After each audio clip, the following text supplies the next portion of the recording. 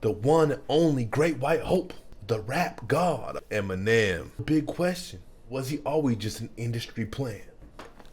Walking through the crease and the cracks of the streets, struggling for some food and a bed to sleep, while trying to cause overthrow. I'm feeling weak, ideology buff. Once upon a time, there's a little white boy. His name was Marshall. He grew up in Detroit with very little hopes of progressing into a better society, a better life. He just tried to get by, trying to find an outlet, something that could give him a little bit of hope. And then he met Proof. My name is Shady.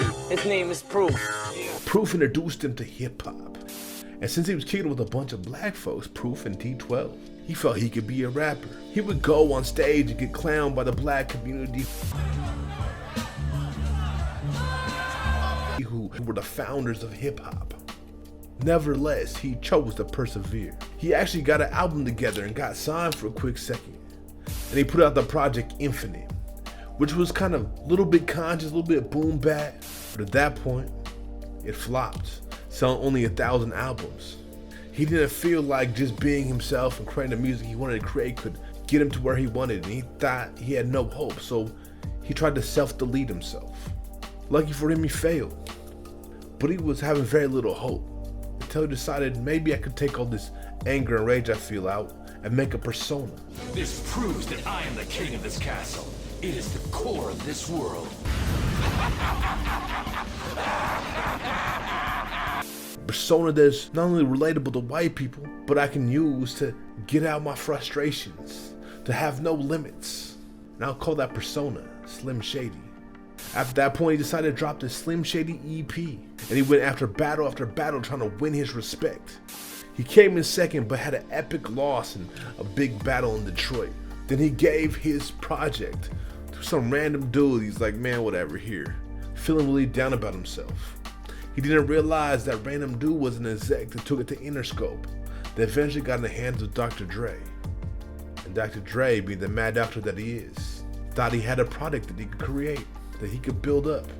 And so before he knew it, Marshall saw himself in a meeting with Dr. Dre. Under his new persona, Slim Shady, he was able to put out an album, Slim Shady LP. Eminem was now introduced to the public. He had mad controversy because of his homophobic, sexist lyrics. He got a lot of pushback from hate watch groups like GLAAD. Marshall Mathers' LP by Eminem has been one of the most blatantly homophobic albums and lyrics that we have ever seen at GLAAD. But despite all the efforts, he continued to excel. But really, what was it about this Marshall Mathers that caught everybody's attention? How could it both entertain the white folks and the black folks at the same time? To me, there seemed to be some major reasons he was able to excel in this game. And it wasn't really his talent, despite what his stands may claim. Now, I won't take his bars away from him, because he did have some major triple entendres and some wordplay. But as many people pointed out, hip-hop's a lot more than being a walking dictionary. The reason he was able to do well for the black community is because he was able to play a caricature of whiteness. We weren't laughing so much at his misogyny, homophobia, but we were laughing at the caricature, that trailer trash, white crackatopia shit. He was able to be a jester, be a little Weird Al Yankovic, Tom Green, mutated hybrid xenomorph type shit. He was that kid we knew that was not only a white boy, but a white boy who would cuss out his mom, who would talk trash to her face, and she would never do nothing back. Stop playing, you know the type. You know the type. To be passed out on the couch with a sidewalk slammer still in the old E40 bottle and a handful of ecstasy pills. Every time a woman walks by the couch, he wakes up just enough to try to hit on her, not realizing he's still covered in piss. Slurring left and right, and then we all kind of laughed at. He was able to embody that, to embrace that. Eminem was that kid in special ed who was flicking boogers at everybody, trying to pick his butt and rub his fingers on the teacher and shit. So they allowed us to laugh at whiteness, the jester of hip hop. We could go for comedy. It was a little more adult than Weird Al Yankovic and actually fit into the culture. That is why he had a big market stake among black folks as well as white folks. He wasn't just a caricature to white folks. He was the embodiment of who they thought they were when they did not fit the standard of masculinity the standard of conduct that was seen or expected by their parents, by the society. It allowed them to see themselves, though being nerds and rejects, as the possible Casanova of toxicity. It allowed them to see themselves being able to step into a black culture as themselves. Despite Eminem making songs like Stan that pointed out the fact that this was an act, this was satire and trolling, for many white folks it was not, which I'm sure led into a lot of his critiques of his own fan base many years later, and how he was grotesquely shocked by the fan base he had cultivated, by the direction of where they had gone to. Because for him, it seems like he viewed it very much as we viewed it as black folks, as satire, as a way for him to make an alter ego playing on his whiteness to get more attention, to get more market value. However, he did not contemplate the consequences of that, of the clones he would make that didn't see it as a joke, but saw it as a flag to wave. Those who may be now considered incels or the manosphere, many of them followed him, and that's why he got the reputation of being like incel music. He played a sort of cultic personality that they could attach themselves with, that they could find their teenage angst and rebellion, their anger about being rejected, and then make that their identity. Because as he said himself, he always was the embodiment of white America. Though he thought it was satire, he found out the truth of it as time went on. So Eminem found himself in a weird space. He started to realize that he became a sort of mascot to every supposedly disenfranchised white man out there. He became a beacon to every person who wanted to penetrate the black culture and penetrate hip-hop, bringing in the most dysfunctional of his fan base. Over time, he realized he started leaning towards right-wing ideologies like Donald Trump, which he never really saw himself as a fan of those type of mentalities. Marshall was very discontent with the way things were going, but he did not fully comprehend priorly the full implications of being the real Slim Shady. During this time, we see certain interviews where he kind of addresses that. He also goes on a rampage against Donald Trump. This, of course, coming after multiple relapses and recoveries. So now he's matured years into the game, and he really wants to differentiate himself from his fan base he has built. He wants to see himself as someone on the side of black folks, to see himself as legitimate in hip-hop. But then that leaves me questioning, is it really about us? Now I'll give credit where credit's due. He did plug and bring in multiple black artists like D12, Royster 5'9". He made sure to elevate those people who held him up, and that's respectable. But then he takes a turn for the worst.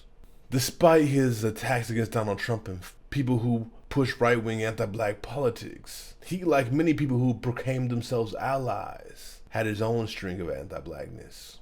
Meet Lord Jamar. And I was saying that white people are guests in the house of hip hop. It was like, even Eminem? I said, yes, him too. All white people are guests in the house of hip hop that black people built. Lord Jamar is a major part of Brand Nubian. He said something that got under Eminem's skin. He specifically said that white folks are a guest in hip hop. And folks asked him about Eminem. Lord Jamar was very clear about the fact that yes, Eminem is still a guest in hip hop. Not only that, niggas don't really fuck with Eminem. The people that are the soil, the base that hip hop grew out of, don't really fuck with M like that. And the real, that shit is factual. They really ain't no Eminem stans. There are some black folks that Eminem stans, but they ain't really the soil type, you know what I'm saying? Though when Eminem did come into play, we definitely maybe even copped the CD at the beginning because it was funny. We saw it as comedy more than official hip hop. Well, Eminem got really offended by the fact that he isn't the king of hip hop. The fact that Lord Jamar was willing to speak that out loud. He's used to everybody speaking of him as a great white hope, even including black folks. They act like he set the standard, forgetting all the lyricists that came before him that set bars much higher than he said. Well, Eminem was extremely offended by this. And not only did he have an army of white folks to come at Lord Jamar and any other black person who agreed with Lord Jamar, but he even followed suit. There was a couple songs where it had lyrics like having Lord Jamar go and fetch the remote for him, saying that Lord Jamar will be sweeping and mopping up the floors inside the house of hip hop, and even implying that he has authority there. He mentions about how he is going to Elvis hip hop. Elvis completely co-opted and stole rock and roll from black folks. Stating facts. I'ma tell you right now that if you haven't bought The House of Usher by Big Villainous, You ain't down with the NWA. You ain't down with the West Coast. You ain't even down with hip hop. So understand that. All money is blood money. Cotton picking presidents hand bloody. All money is blood money. War for the gold, leaving children running. All money is blood money. Poppin' wicked murder, we find it funny.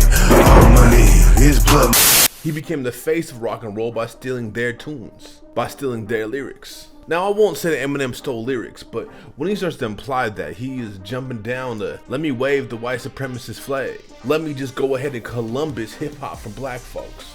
Instead of hearing the many things that Lord Jamar said positive, Lord Jamar even said that as a lyricist, Eminem is better. However, Eminem was offended by the fact that he doesn't make the top 20, maybe not even the top 50 in Lord Jamar's scale of the best GOAT-ass rappers.